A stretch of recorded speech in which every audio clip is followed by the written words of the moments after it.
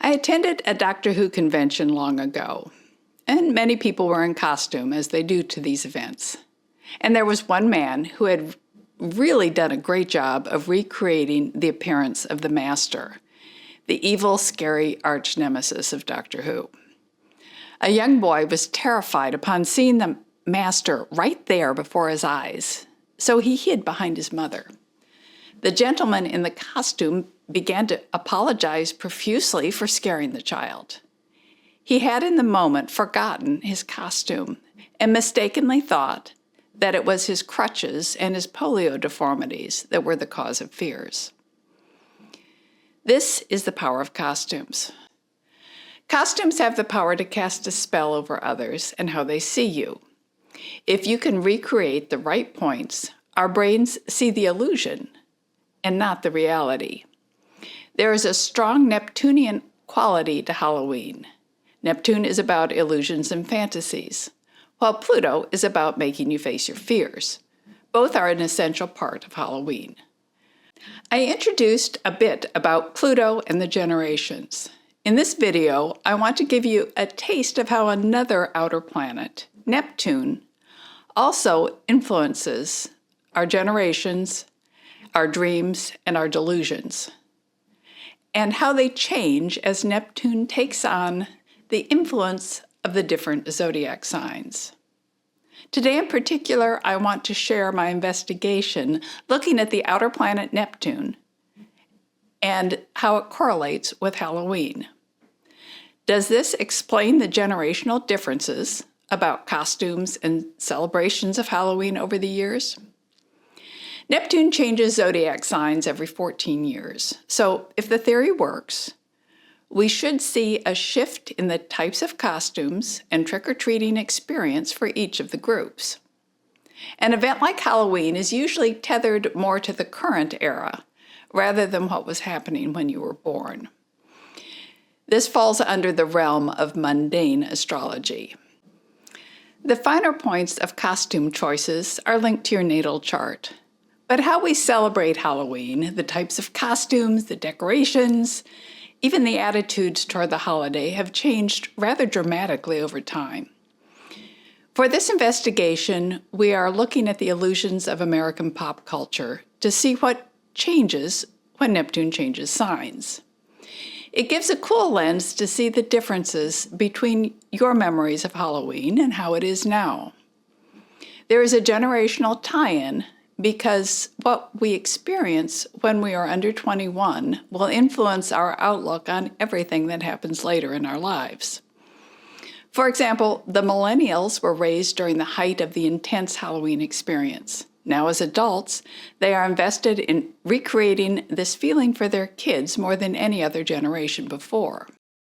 We're going to enter this story in the 1920s, when Neptune was entering Virgo. Virgo is about finding down-to-earth solutions to difficult problems. And what was the problem? Back then, the 31st of October was mainly Mischief Night, and more people were moving to the cities, which meant vandalism was getting out of control. So the idea of the modern Halloween as we know it began to spread. Let's give young people something else to do.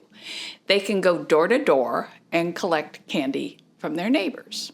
It would be a community building experience and divert the disruptors with offers of free candy. Now, I asked my 100-year-old mother what she remembers about going out on Halloween in the 1930s. She said no one wore costumes, but they did go knocking on doors and say trick or treat and get candy. This was during the time of Neptune in Virgo.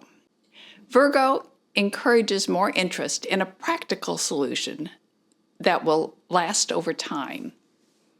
Now, this was also the era of the very first horror movies, like the original classic Frankenstein with Boris Karloff, Dracula with Bela Lugosi, and The Wolf Man with Lon Chaney Jr.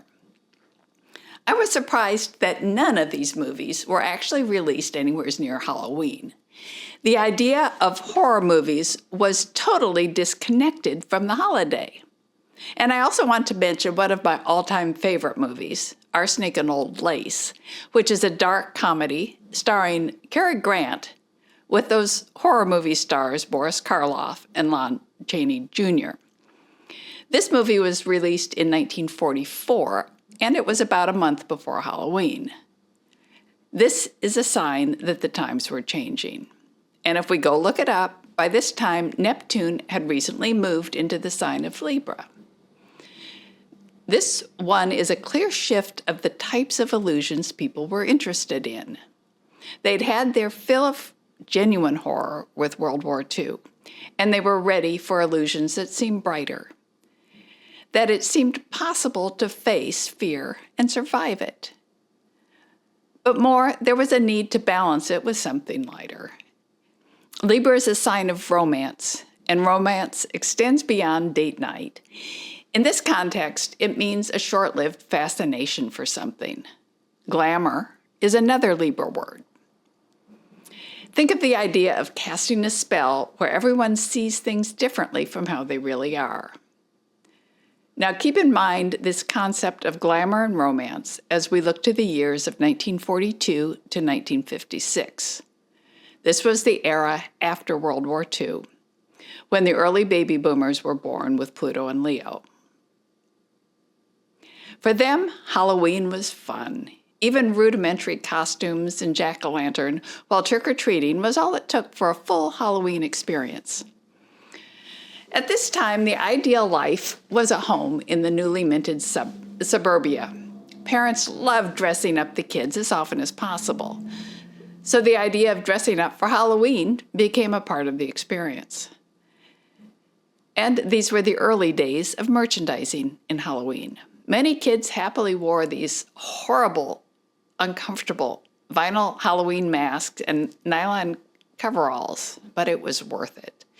The other kids created their own costumes to become cowboys or princesses or ghosts. It didn't take a lot to create the illusion in those days. The kids were sent forth just after dark to politely say, "Trick or treat," and then gather the candy in pillowcases. The entire holiday was about community building and facing your fears of asking for what you want from others. The treats were a mix of wrapped candies, popcorn balls, cookies, apples, things like that. And the candy companies were working overtime to promote this holiday and publicize it in things like Donald Duck cartoons. Decorations were simple, a carved pumpkin on the doorstep, and some people put cardboard cutouts in the windows. And this was all totally magical due to the romance of Libra. Next came Neptune in Scorpio. Well, what defines Scorpio? Basically, think of Halloween. Each year when the sun is in Scorpio, this is when we have Halloween. So Scorpio is about giving attention to what you fear and then to attempt to make a place for it in your worldview. This is the sign most focused on expanding what you are willing to experience and acknowledge, looking through the illusions, the romance, and the glamour to see what lurks below. Scorpio brought some emotional depth to the holiday, and more intense Halloween experiences were pursued, but this was all in this time period of nothing really bad can happen until the bad stuff started to happen in real life, like the assassination of President Kennedy. This all happened when Pluto was in Virgo, so it didn't go nearly as dark as things did later on when Neptune got to Capricorn. The time period we're talking about is the late 1950s to the 1970s, where the world transitioned from the illusions of the idyllic suburbia of happy days and Leave It to Beaver. These illusions helped erase the real horror of World War II. And when this period ended in 1970, the world felt almost as chaotic as it does today. So let's look at the themes that evolved over this time. In the early to mid-1960s, pop culture had gone from wholesome family shows to the intrigue and mystery of spies. Okay, it was light, like The Man from U.N.C.L.E. or Get Smart, which were the television versions of James Bond. And look at what happened to witches and monsters. Pop culture poked fun at the fears from the 1930s, and now we had Casper the Friendly Ghost. And we learned that witches do not have terrifying faces that are green and with warts all over them, but in fact look like Samantha on Bewitched. Frankenstein was now Herman Munster, and the Addams Family made being weird the coolest thing ever. Emulating musicians became another inspiration for costumes in the 1960s, with Beatle wigs or dressing up like Elvis. Pluto and Virgo also brought technology to the forefront. This was the era of rockets and satellites, culminating with the moon landing. So Neptune and Scorpio kept more to the use of irony to defang our fears. Overall, the holiday was growing more important each year. Costumes became more creative, and the kids waited until dusk to start their trick-or-treating. The decorations were still mainly jack-o'-lanterns on the doorstep. By 1970, Neptune now moved into Sagittarius and stayed there until 1984. This is a version of Halloween that most Gen Xers remember, where Scorpio seeks to find the peak experiences. Sagittarius wants things larger than life. More is always better. It has an optimism to balance the harsh realities of life.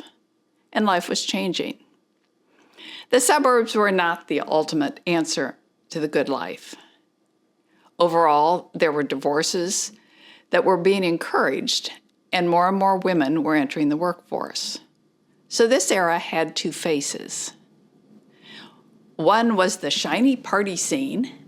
This was the era of disco and Saturday Night Fever, and a fascination with glamour of all forms. By the early 1980s, costumes emulated the roller skating fad that began with films like Xanadu, which also brought on an ancient Greek god vibe to fashion. This was followed by a fitness craze that focused on spandex outfits as much as exercise. The scary themes were Ghostbusters or Batman, but this was also the beginning of an increased real-life horrors of A Nightmare on Elm Street. The heroes who showed up in costumes ranged from Top Gun to Charlie's Angels, and for some a retro look at the 1950s with Happy Days or the movie Grease. This Neptune in Sagittarius period elevated Halloween as a favorite holiday for many, and the parents set out to make this a peak experience. The neighborhood front yards were now decorated with handmade tombstones, colored light bulbs, and a shrieking haunted house cassette to set the mood. Or Bach Toccata and Fugue blasting from boomboxes hidden on the front porch.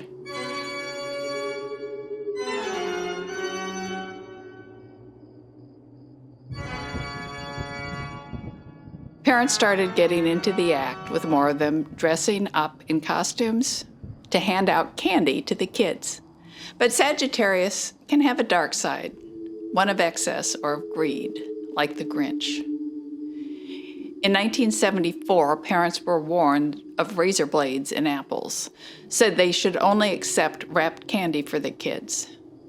This was a boon to the candy companies. It turns out this fear was manufactured, and most of the events reported never happened. The retractions were never seen. And shortly after this was the announcement that Tylenol had been tampered with in the stores. This shifted focus from the safety of the over-the-counter medications to the companies promoting how safe their packaging is. During Neptune in Sagittarius, the culture went to extremes. Larger-than-life facades on one hand, and then new fears were also suggested. This is getting long, so I will wrap up this first half of the story. These years from the 1930s to 1984 describe the origins of the Halloween experience.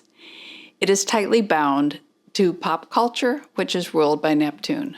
Nothing is all dark, nor is it all light. Neptune is about our collective illusions and our collective delusions. Halloween shows this as it traverses all the zodiac signs.